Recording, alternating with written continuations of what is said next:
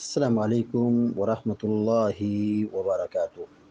الحمد للہ رب العالمین والعاقبۃ للمتقین والصلاة والسلام علی اشرف الانبیاء والمرسلین نبینا محمد وعلی آلہ وصحبہ اجمعین ومن تبعہم بإحسان الی یوم الدین، اما بعد۔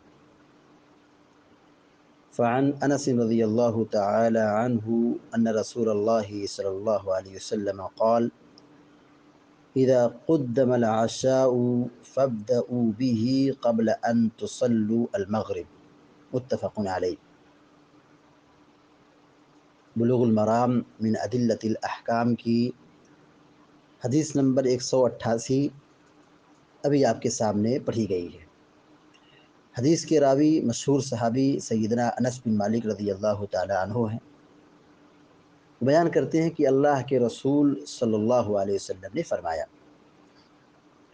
اذا قدم العشاء فابدؤوا به قبل ان تصلوا المغرب۔ اذا مانے جب، اذا مانے جب، قدم پیش کیا جائے، حاضر کیا جائے۔ اذا قدم جب پیش کیا جائے، جب حاضر کیا جائے۔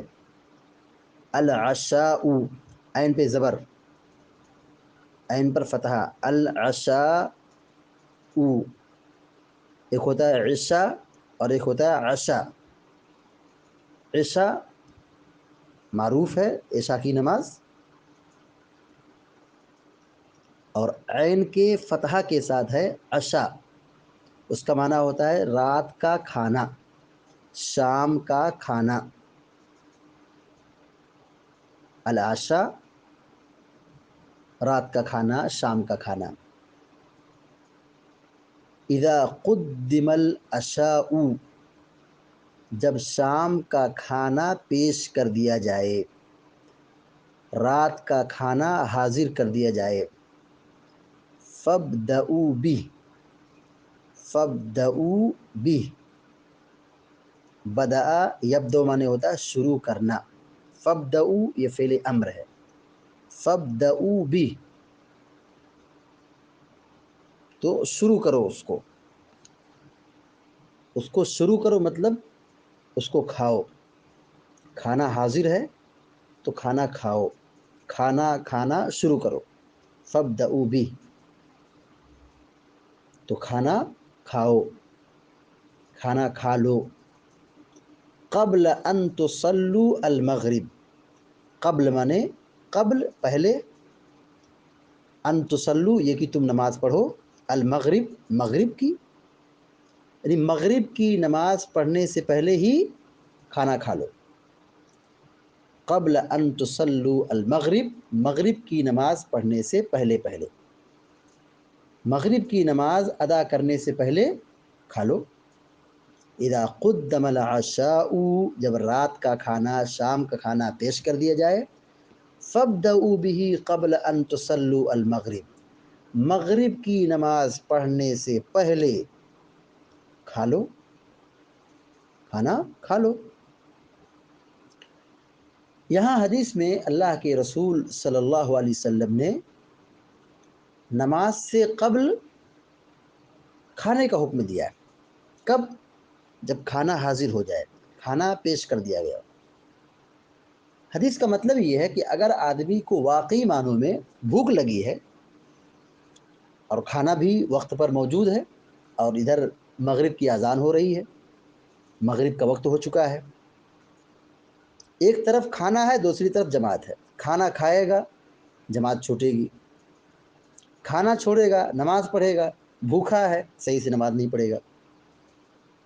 تو ایسے موقع پر جہاں آدمی کو شدید بھوک لگی ہو، کہ ایسی بھوک جو اس کی نماز کی ادائیگی میں اور اس کے خشوع خضوع میں رکاوٹ پیدا ہو، تو بہتر یہ ہے، سنت یہی ہے، اللہ کے رسول کی تعلیم یہی ہے کہ وہ پہلے کھانا کھا لے، گرچہ اس کی جماعت چلی جائے یا اس کی رکعت چلی جائے، 1-2 رکعت چھوٹ جائے کوئی مسئلہ نہیں، لیکن خشوع خضوع سے پڑھیں، نماز پڑھیں تو خشوع خضوع سے پڑھیں، ڈھنگ سے پڑھیں، قاعدے سے پڑھیں۔ یہاں علماء نے فَابْدَؤُوا بِهِ کی تشریح میں لکھا ہے کہ یعنی کھانا شروع کر دو، مغرب سے پہلے ہی کھانا شروع کر دو، فَابْدَؤُوا بِهِ قبل ان تصلوا المغرب، کھانا حاضر ہو گیا ہو تو مغرب کی نماز پڑھنے سے پہلے کھا لو، کھا لو یعنی یہاں پر امر ہے، فعل امر۔ اس کے متعلق علماء نے 2 بات بیان کی ہے۔ جمہور علماء کا یہ کہنا ہے کہ کھا لو یہ استحباب کے لیے، کھانا کھا لو، نماز کا وقت ہو گیا ہے، کھانا بھی حاضر ہو چکا ہے تو کھا لو، نماز پڑھنے سے پہلے کھا لو، کھانے کے بعد جا کے نماز پڑھ لو۔ تو کھانا کھا لو، اس حکم کے بارے میں جمہور علماء نے یہ کہا ہے کہ یہ حکم استحباب کے لیے ہے، یعنی کر لیں تو اچھی بات ہے، چھوڑ دیں تو کوئی حرج نہیں ہے۔ اور ظاہریہ نے اس کو وجوب کے معنی میں استعمال کیا ہے، یعنی کھانا کھا لو یہ واجب ہے۔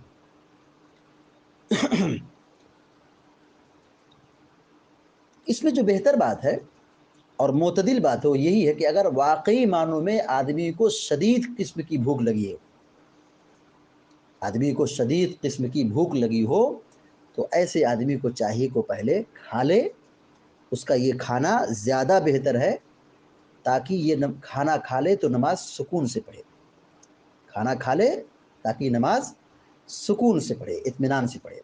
یہی بات کیا ہے؟ بہتر ہے اور معتدل ہے۔ البتہ بعض صحابہ اکرام سے یہ منقول ہے یا ان کا اثر بھی موجود ہے، ان کا عمل بھی موجود ہے کہ وہ کھانا کھا رہے ہیں اور قرآن کی آواز ان کے گھروں میں آ رہی ہے، کانوں میں سن رہے ہیں کہ کانوں سے سن رہے ہیں کہ ہاں وہاں جماعت کھڑی ہے اور قرآن پڑھنے کی آواز آ رہی ہے اور وہ کھانا کھا رہے ہیں۔ جس کا مطلب یہ ہوا کہ کھانا اگر حاضر ہو چکا ہے اور جماعت بھی کھڑی ہو چکی ہے، نماز کا وقت بھی ہو چکا ہے، تو پہلے آدمی کو کھانا کھا لینا چاہیے۔ اگر نماز چھوٹ جاتی ہے، رکعت چھوٹ جاتی ہے تو اس میں کوئی مسئلہ نہیں ہے، کیونکہ حدیث میں اللہ کے نبی صلی اللہ علیہ وسلم نے یہ کہا ہے کھانا حاضر ہوگا تو کھانا کھا لیں۔ لیکن جان بوجھ کر کے نماز کے وقت میں کھانا، بلا وجہ کھانا، تو یہ بہرحال بڑا سنگین معاملہ ہے، کیونکہ جماعت کا چھوڑنا یہ خطرناک معاملہ ہے۔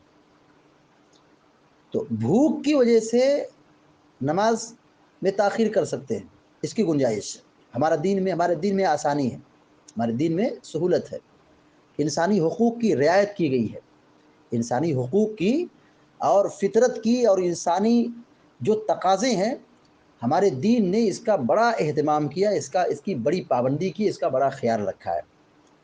ایک طرف کھانا ہے، انسان کی ضرورت ہے، دوسری طرف اللہ کی بندگی ہے، تو اللہ کے نبی علیہ الصلوۃ والسلام یہ کہہ رہے ہیں پہلے کھانا کھا لو بعد میں نماز پڑھو۔ یہ حکم کس کے لیے ہے؟ جو واقعی معنوں میں بھوک کا شکار ہو، بھوک سے نڈھال ہو چکا ہو، تو ایسے آدمی کے لیے یہی حکم ہے کہ پہلے کھانا کھا لے پھر جا کے نماز پڑھے۔ یہاں حدیث سے جو باتیں معلوم ہوئی، نمبر 1 نماز کی پابندی کرنا چاہیے، اور نمبر 2 جماعت سے نماز پڑھنا چاہیے، جماعت سے نماز پڑھنا چاہیے۔ تیسری بات یہ معلوم ہوئی کہ مغرب کی نماز میں کشادگی ہے، مغرب کی نماز کے وقت میں کشادگی ہے، ایسا نہیں کہ مغرب کی نماز کا وقت بہت شارٹ ہے، مغرب کی نماز کا وقت کیا ہے؟ کشادہ ہے، سمجھ جائیے کہ تقریباً 40-45-50 منٹ تک وقت رہتا ہے اس کا، یا بڑے دنوں میں گھنٹے تک وقت رہتا ہے۔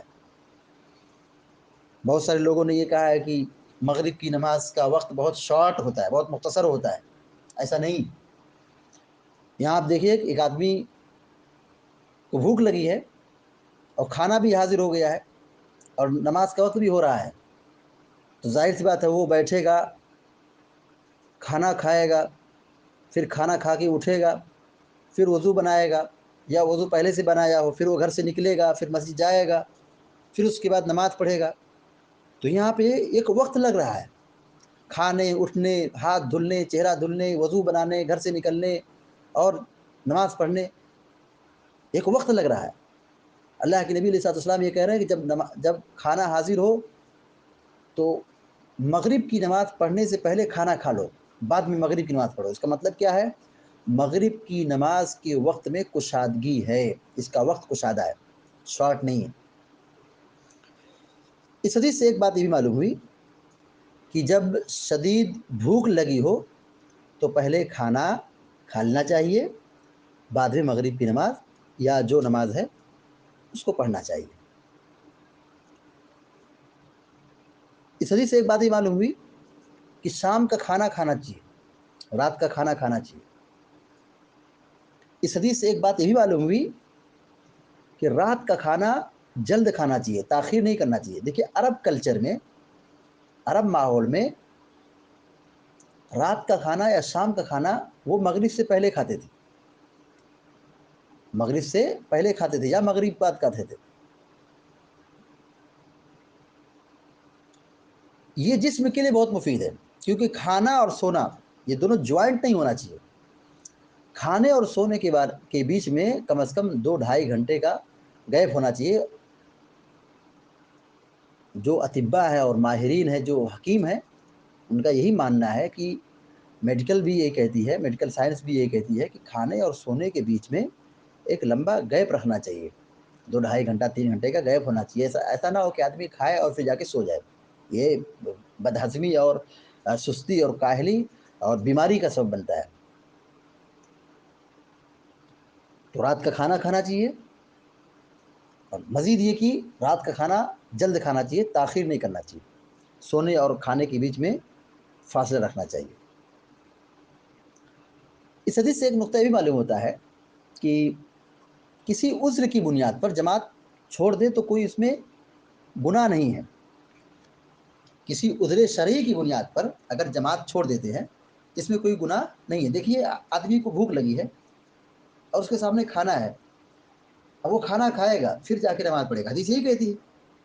تو اس کی جماعت چھوٹ رہی ہے، رکعت چھوٹ رہی ہے، اور یہ کھانے کی وجہ سے. تو معلوم یہ ہوا کہ اگر آدمی کسی عذر کی بنیاد پر اس کی اگر رکعت اور جماعت چھوٹتی ہے تو اس میں کوئی گناہ نہیں ہے. البتہ اس کو عادت نہیں بنانا چاہیے، جماعت سے پڑھنا یہ اصل ہے. کسی عذر شرعی کی بنیاد پر اگر ایسا ہو جاتا ہے تو اس پر کوئی مواخذہ اور اس پر کوئی گناہ نہیں لکھا جائے گا. اس حدیث سے ایک مسئلہ یہ بھی نکلتا ہے کہ آدمی کو چاہیے کہ وہ اللہ کی دی ہوئی روزی جو ہے، اللہ کی دی ہوئی جو نعمت ہے اس سے فائدہ اٹھائے. اللہ نے جو روزی دی ہے، جو پاکیزہ روزی ہے، آدمی اس کو کھائے، اس کا استعمال کرے. اسلام اس کی اجازت دیتا ہے اور حکم دیتا ہے. اللہ تعالیٰ نے ساری چیزوں کو ہمارے لیے پیدا کیا ہے، یہ سب ہمارے فائدے کی چیز ہے.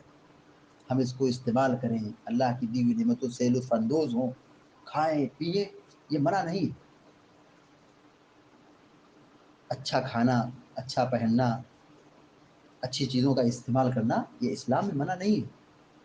جو انسان کی ضرورت ہے اور وہ جائز راستے سے ہے تو اس کا استعمال کرنا بالکل جائز اور درست ہوگا، اور اس کا استعمال کرنا چاہیے.